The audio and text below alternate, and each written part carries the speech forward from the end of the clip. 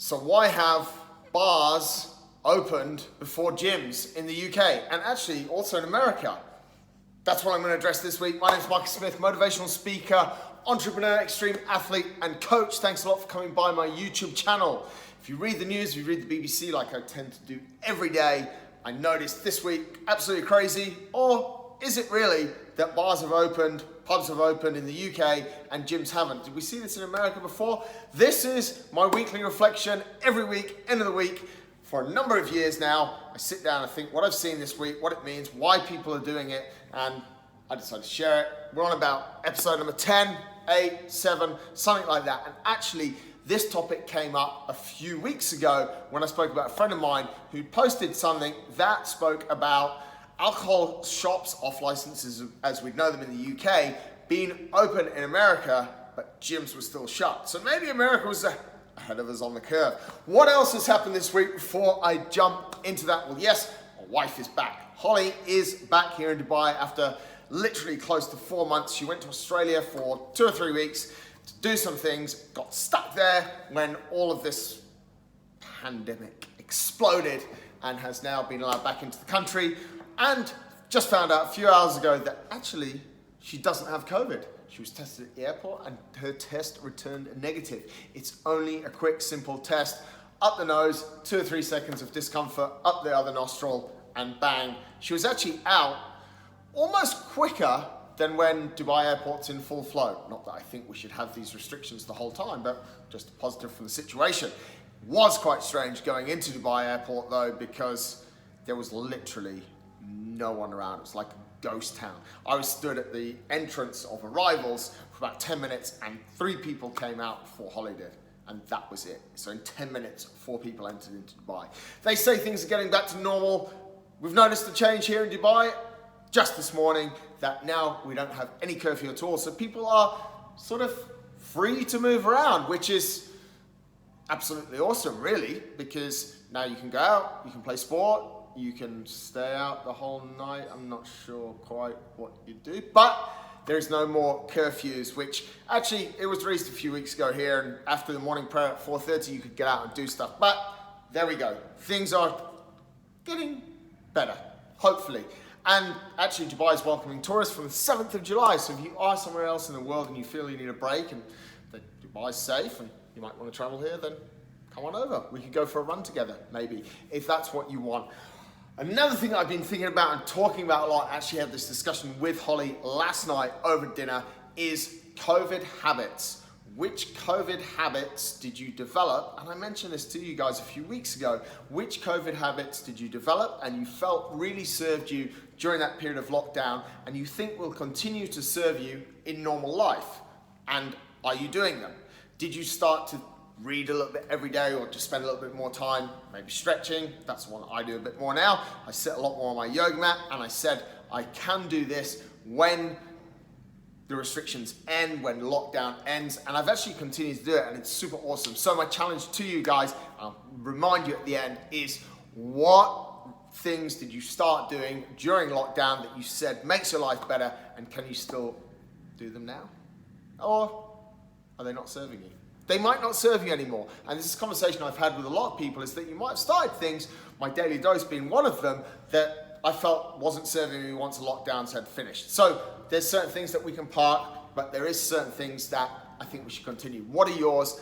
How do they go? Maybe drop them in the comments below if you want to. So back to the main topic. Why have bars and pubs in the UK open before gyms? Well, let's look at the different things and why should they and why shouldn't they have, and then I'll sort of give you my little opinion. Well, there are a number of touch points in gyms and there are a number of touch points in bars. Could you argue that there's more or could you argue that there's less?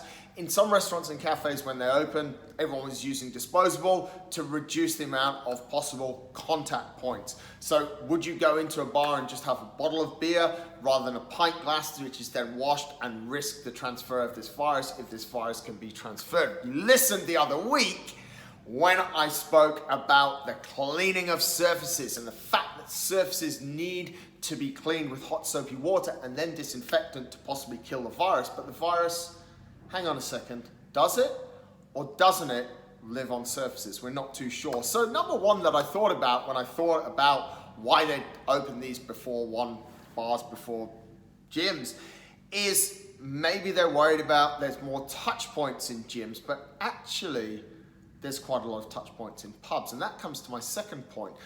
Generally in pubs and bars, people are in quite a confined space.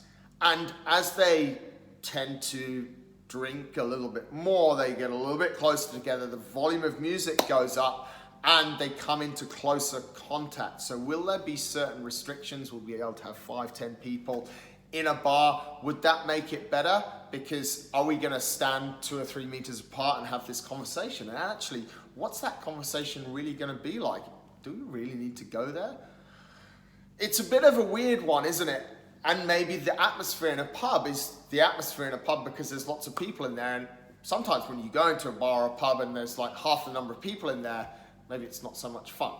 They were two of the main things that I was thinking about, or two minor things. The major thing that I was thinking about was the economics of what's going on here. Now, when you think about it, the amount of tax in various countries, Britain included, on alcohol is actually super high, and it's a lot higher than it is on health and fitness, which makes sense.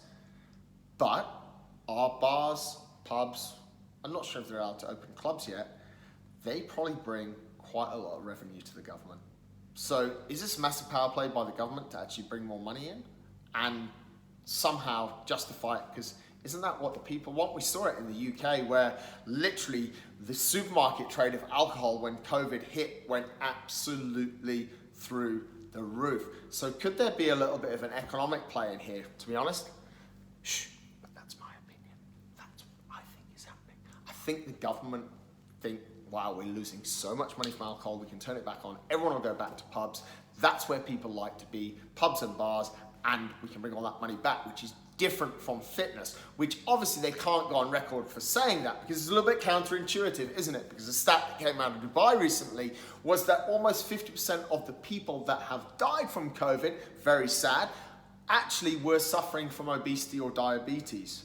So they're actually the unhealthy ones. So actually it goes back to what we've kind of been saying all along, that fitness is probably the cure and we need to be a healthier population to be able to fight these diseases, but we haven't opened up the avenues to let people get more healthy. It is quite a mixed message. And that's why that is my main topic for this week, because it's like, well, actually we could maybe do both, but, and are we really gonna spread it in gyms based on what I was saying a few weeks ago about contact and where the virus lives? Who really knows? Anyway, one thing I've maintained all the way through and I want to leave you guys with this week is the decisions have been made. The powers that be make the decisions, be it here locally in Dubai where I live or wherever you guys live in the world, and you really only have a limited amount of energy, so there's really not much need to fight it too much. It happened, accept it and move on. If you don't go to pubs, that's fine. If you still want to work out, that's also fine as well, because you've been doing it in your garden for a long time, and trust me, you can get a good workout. And I know for some people it might be getting a little bit boring, but why don't you change it? Do something different. Use your phone, use Instagram, use Google, use YouTube, and get some new ideas. If you only have one dumbbell like Holly did for a long time in Australia, then obviously she's over the moon this morning when I managed to throw at her a rower and 2 dumbbells. Crazy times, really. But don't fight it. There's no real need. It is what it is. You are entitled to opinion on it, but please don't get upset about it. And don't go to the bar, because there might not be any reason to do that either. Last thought, what in COVID did you start doing that you thought made your life better, that you said you would continue to do? Is it still making your life better? Might be yes, might be no. Have a think about it. Have an awesome weekend. Thanks for coming by my YouTube channel. I'll check you out next week.